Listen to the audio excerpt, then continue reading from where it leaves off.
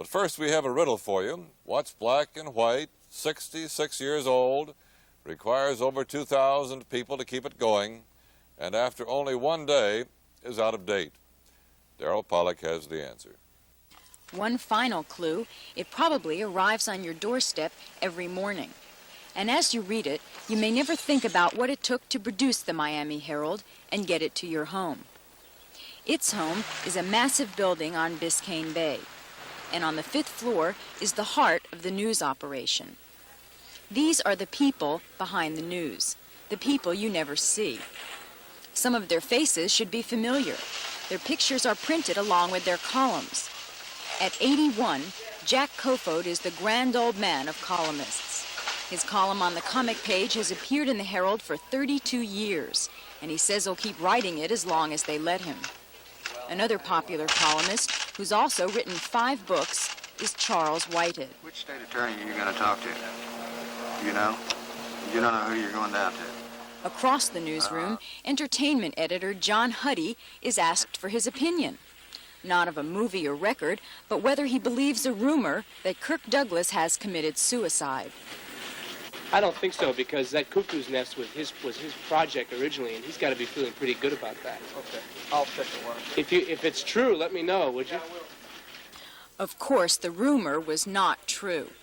Huddy says the entertainment section of the newsroom is nicknamed Culture Gulch. The section next door might be called Jock's Jungle.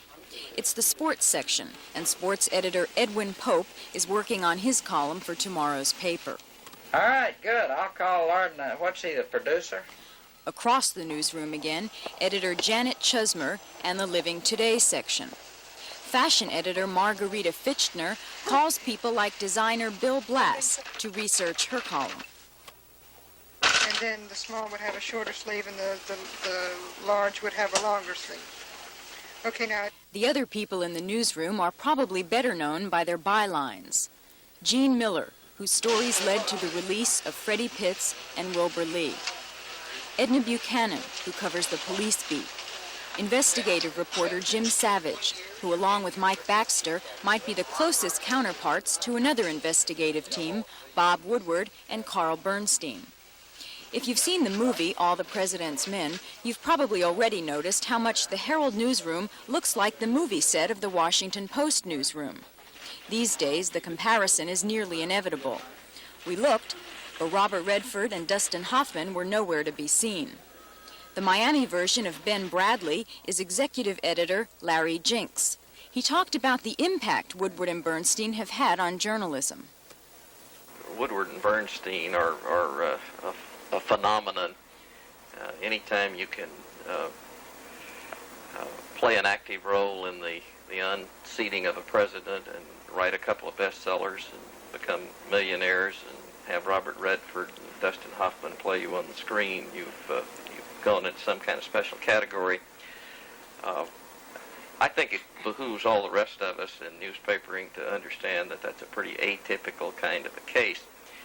There is something about Woodward and Bernstein that I think that any reporter, certainly any young reporter, can learn, though, and that is that great reporting almost always involves an enormous amount of very, very hard work and stubbornness and willingness to go the extra mile in trying to get the story. To deviate momentarily from the news, this is Herald editor Don Shoemaker, the man responsible for the editorial policy. He and his staff determine the subjects and write the daily editorials. They also select letters to the editor from about 100 letters received every day. That's the most obvious way for a newspaper to reflect the sentiment of its community. And this is another way. Más tarde ahí, pero llamé más tarde y estaba ocupado. Óyeme, la dirección de Campo y Campuzano es el 620. El Miami Herald is the new Spanish edition of the paper. It reflects the changing face of South Florida. As community needs like this arise, the newspaper finds ways to provide the information. I try to keep reminding myself and reminding other people that communication is a two-way process. It's sort of easy to forget the people out there if you don't remind yourself of that. And if you forget that, then you've really forgotten your reason for being. We deal with an enormous variety of information. I think that the one thing about a daily newspaper that a lot of people don't stop to think about is the volume of material that goes into it, the different kinds of news that every 24 hours has to be fed into that newspaper in some kind of a way. It's a very complex institution, and it has to be tinkered with all the time to try to make sure that we've got the right mix to satisfy our audience. The man responsible for the day-to-day news gathering is Ron Martin, the managing editor. Each morning he meets with a group of editors for different parts of the paper. This is basically where the decisions are made concerning just what stories will go into each edition of the paper. And you'd be surprised at how thoroughly they discuss most of the stories. We thought you'd like to follow the entire development of a typical local news story. The process begins with some information given to reporter Sam Jacobs. At this point, all he knows is this: the oldest and largest stand of slash pine trees remaining in Dade County may be in danger of being torn down for development. He has a name and phone number of an official familiar with the case. So he begins, collecting the basic information. Who owns the land? When will the trees be torn down? And where are they? Sorry. So you're familiar with this area? Yeah, we wanted to do a story on this, and so I just wanted to get some information about it, and also we wanted to try and go out there and take a picture of it, that sort of thing. Where exactly is this? The trees are in a remote area of West Dade, near Miami Airport.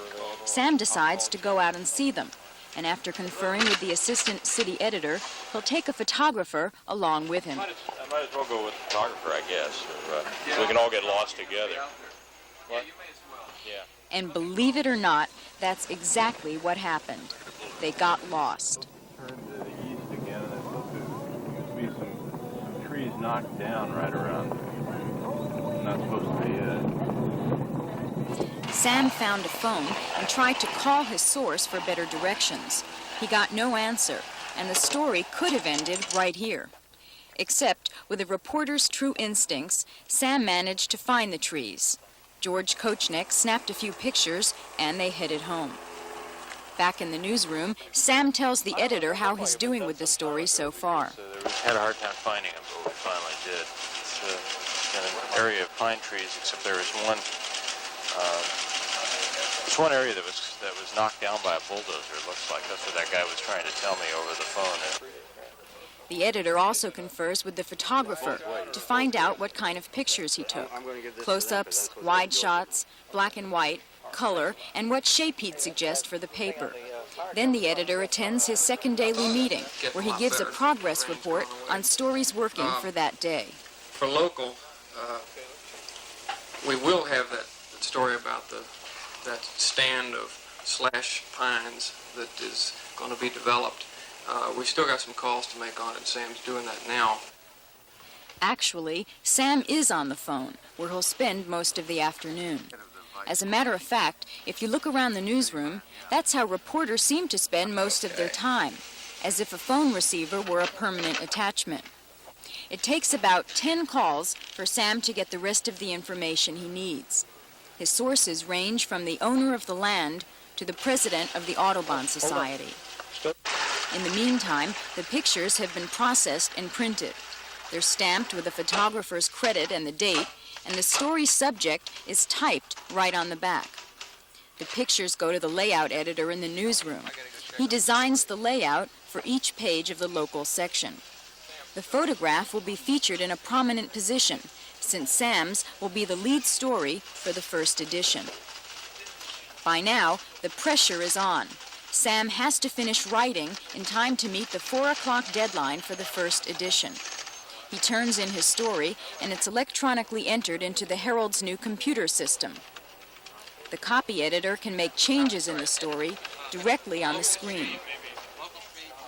When the story reaches its final version, the editor quickly reads it and writes the headline. A specific amount of space is allotted for the headline, so the number of letters must fit into that space. Sam's story took a few tries, and the editors finally settled on this one. plan sought to save pines. Now the production department takes over. The story comes out of the computer system as a tape. The tape is fed into a linotype machine, which spits out little metal slugs with the words of the story imprinted on them. Then the story goes over to the makeup man. He puts everything in place according to the directions of the layout. The picture and headline have also been reproduced on metal plates, and everything is put into its slot like pieces of a jigsaw puzzle. When all the space is filled, a proof is made so the editor can spot mistakes. The metal version of the page is used to make up a fiber mat, and the fiber mat is put into another machine that makes 6 copies of the page on huge metal sheets. Still with us?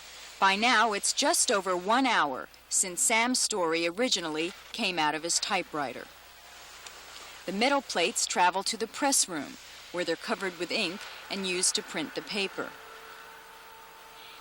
It's so loud here that the employees have to wear ear protection, and the presses move so fast that you can't even see what's being printed. But one of the presses was slowed down so you could see how it works. The paper is printed on huge sheets that are cut and folded into sections.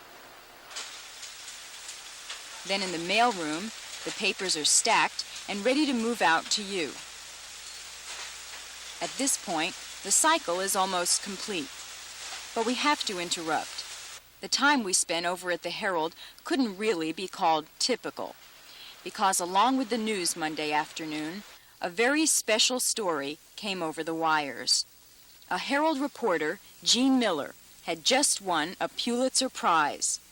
He was on his day off, but he came into the newsroom to the sound of a standing ovation.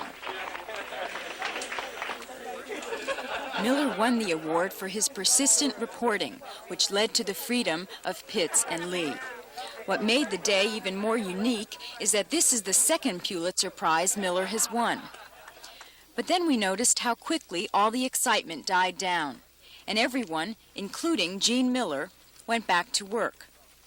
And that incident perfectly symbolizes the significance of a great newspaper. Pulitzer Prize or not, the paper has to get out on time, today and every other day, and these are the people who have to do it. So work goes on, the presses roll, and another day begins.